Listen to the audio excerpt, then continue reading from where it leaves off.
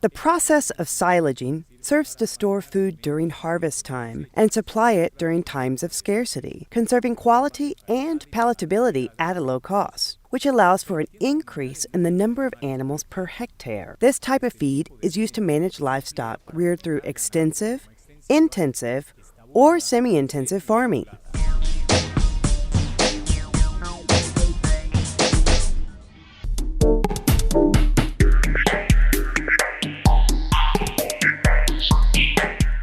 You can do silage in a bag.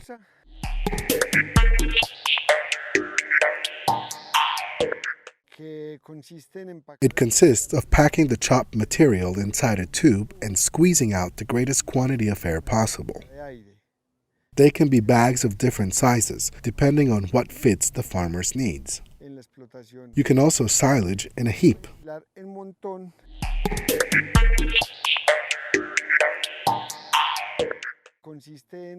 That consists of piling the chopped material, squeezing out the air, and putting a plastic on top. You can also silage in a bunker or a trench.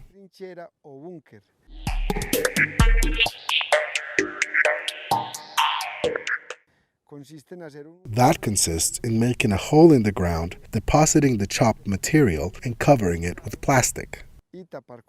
Those are the three ways of making silage.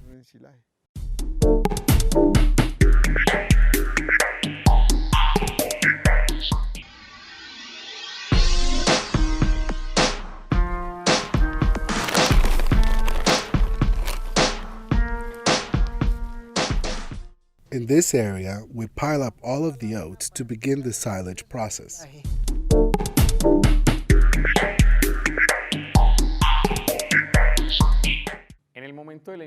When silaging oats, after the oats are cut, it's best not to chop it immediately. Instead, it's best to let the material dry a bit to avoid losses through leaching. When you chop up oats for silage, some of the particles will be very small, which means you will see leaching of the crop's initial water content. The cuttings must have a homogeneous size, which will allow for adequate compacting and for the elimination of the greatest quantity possible of oxygen. After chopping comes the packing and compacting of the material. It's at this time that the silage process truly begins.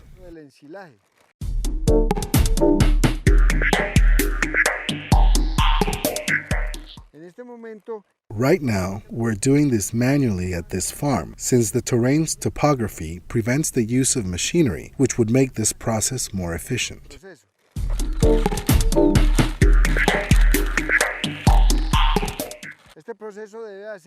This process must be done while trying to eliminate the greatest quantity of air possible, since the presence of any oxygen in the bag aids in the proliferation of fungus and yeast that deteriorate the nutritive value of the oats.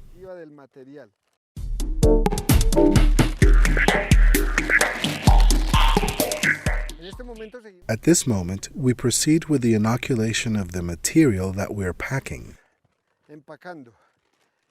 We add a mixture of lactic acid bacteria mixed with molasses.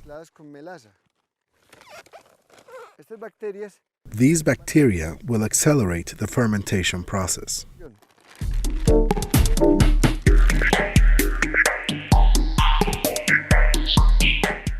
Lactic acid bacteria are microorganisms that have many applications, one of the main ones being the fermentations of foods such as milk, meat, and vegetables to obtain products such as yogurt, cheese, and silage, among others.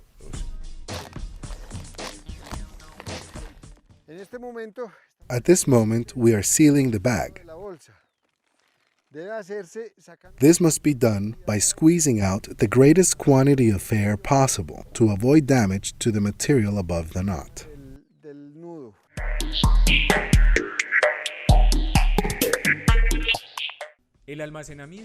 Storage must be done in a place free of rodents. It can be outdoors, but it must always be near to the feedlot. being especially careful with the handling of the bags, trying not to break them to avoid damage to the silage. Deterioro del ensilaje.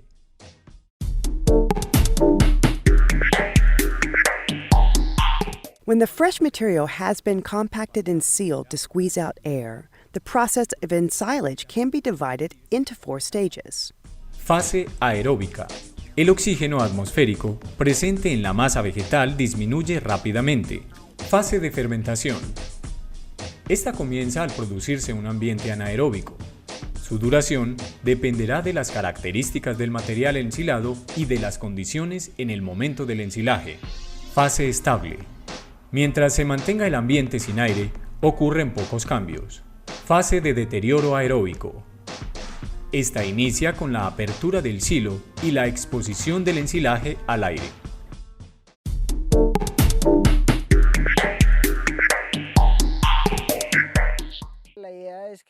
The idea is for people to get motivated and for them to realize oats' excellent results. We can get to work on reducing costs and increasing animal nutrition, since this makes the rumen develop in a more optimal fashion. Since the animal's processing of vegetable matter will be more efficient, it will be better fed, and its physical conditioning will be better.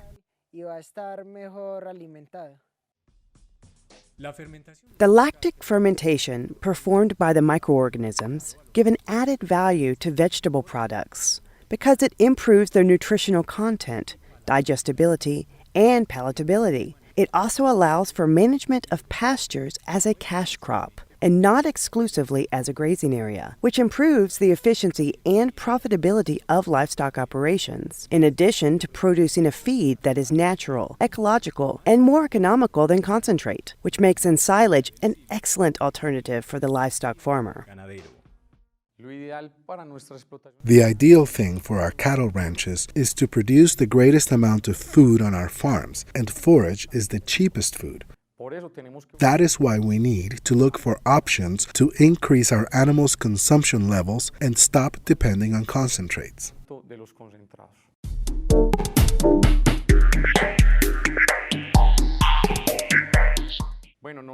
You can silage not just oats, but any other kind of crop. We can also silage ryegrass, kikuyu, and corn as well.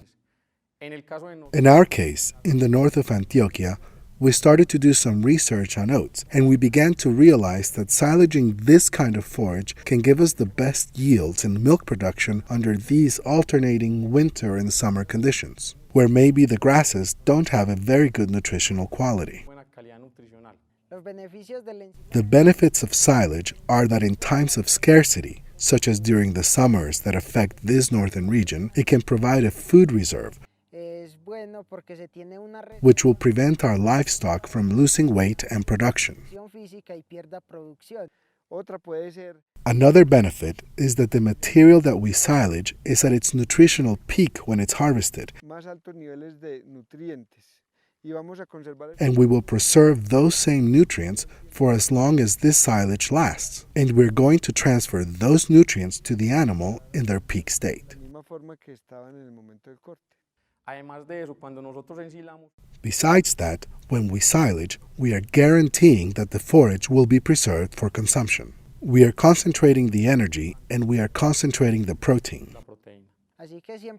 This way, we will always be ready to face difficult times in our dairy farms.